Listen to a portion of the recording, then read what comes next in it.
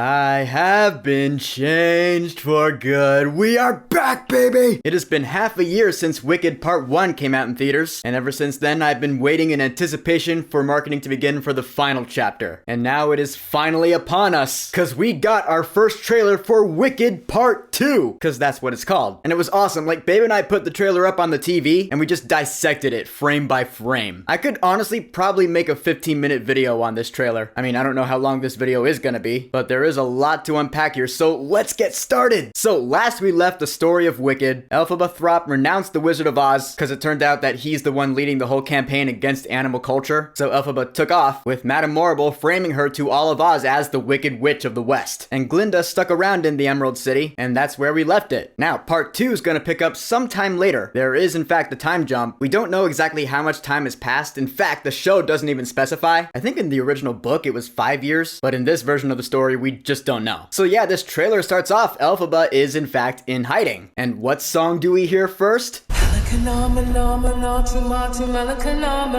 Ooh boy. That, my friends, is No Good Deed. One of the best songs from the entire show. It gets intense. And I cannot wait to hear Cynthia Erivo's version of it. I mean, John M. Chu's been hyping it up for a while now, so it's gonna be awesome. Then we see Madame Morrible again, and whoa, alright. That looks like a pretty important scene. Also, I consider that kind of a spoiler too. Yeah, Madame Morrible is the one who conjures up the cyclone, as in the cyclone that brings Dorothy Gale to Oz. Pretty big deal. And in case it wasn't super obvious, you can tell by the sepia tone there. I love that touch, that's so cool. But yeah, why would they show that in the trailer? And actually, this is not the only thing this trailer spoils. I'll get to the other one in a bit. We see that Fiyero Tigelaar is now captain of the Emerald Guard. Yeah, last we saw of him, he noticed the skies were changing, so he took off on his horse Feldspar and left Shiz University. Now we see where he is. He is leading the hunt for Elphaba in a pretty awesome uniform. Just check out that green and gold. Nice. This next part is awesome too. We see that Elphaba is writing a message in the sky. Our wizard lies. Funny that it says our wizard and not the wizard. I'm guessing by saying our, she is still trying to relate to the people. Hey, good on her. But yeah, of course, this is totally an homage to Surrender Dorothy from The Wizard of Oz, the message she writes in the sky in that movie. And well, she might still do that here. I don't know how much of the original Wizard of Oz is going to be integrated into this movie. I'll touch more on that in a minute, but first gotta mention the next song that comes up. I've heard it said that people come into our lives for a reason. Oh man, here we go. Yeah, this is the song For Good, sung by Elphaba and Glinda. It's all about their friendship. I mean, the message is right there in the lyrics. And yeah, this is the song that's gonna make us all cry. I'm gonna be a mess, I can guarantee it now. Cause if I was a mess during the Ozdust duet scene in part 1, which I was, then Oz knows what For Good's gonna do to me. I'm not ready. I'm never gonna be ready. I love the part where Glinda mirrors Elphaba's line from Defying Gravity. Think of what we could do together.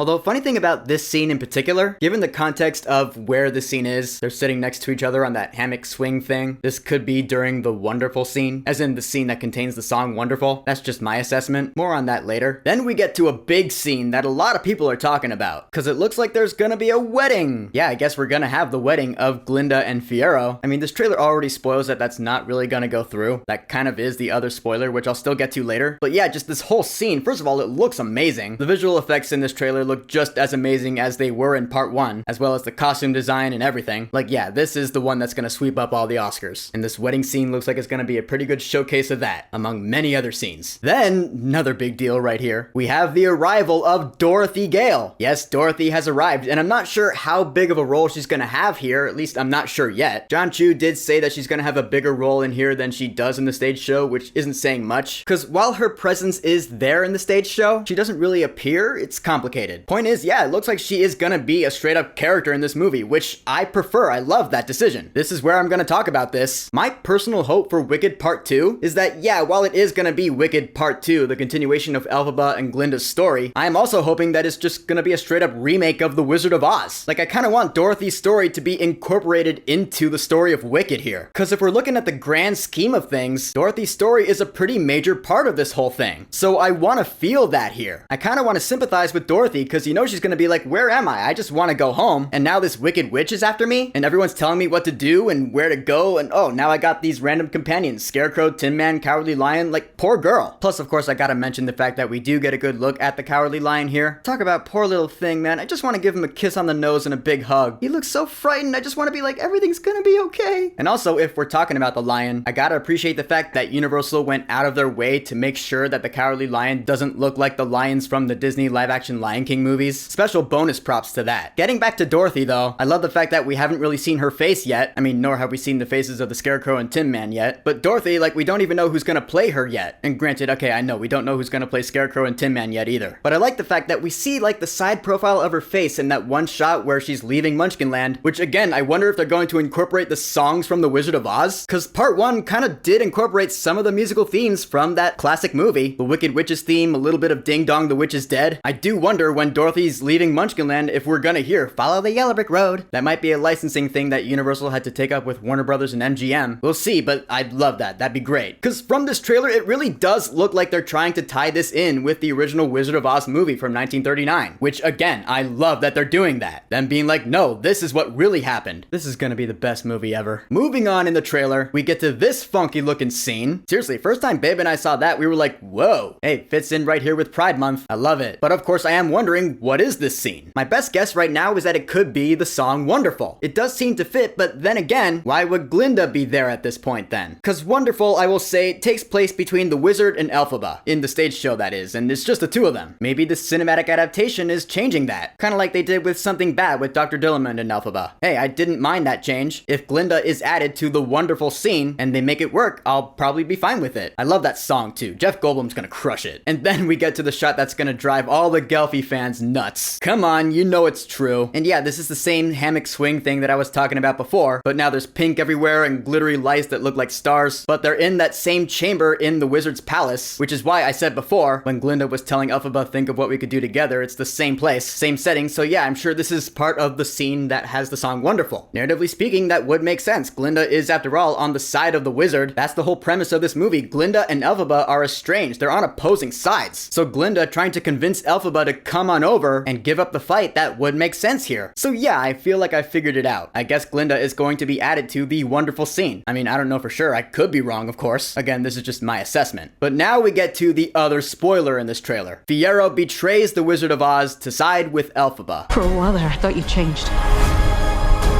I have changed. Why would they show that? I mean, sure, going from the facts that part 1 left us with, you could probably reach the conclusion on your own that Fiyero was always on Elphaba's side, but I at least would have liked to have seen that confirmation in the movie and not have it spoiled in the trailer for those people who might not have reached that conclusion. Yeah, I didn't like that this trailer showed that, because I'd call that a spoiler. I don't know, call me protective. That is another thing about this trailer. It clocks in at about 2 minutes and 45 seconds. Not bad at all. At least it's not 3.5 minutes like the first official trailer for part 1 was. But I guess 2:45 is still long enough to show some things I felt it shouldn't have. Again though, that's just me, a diehard Wicked fan of 21.5 years. You're right, what do I know? Let's get to the end of this finally, because this trailer ends with just some straight up awesomeness. Mostly Elphaba just doing awesome stuff.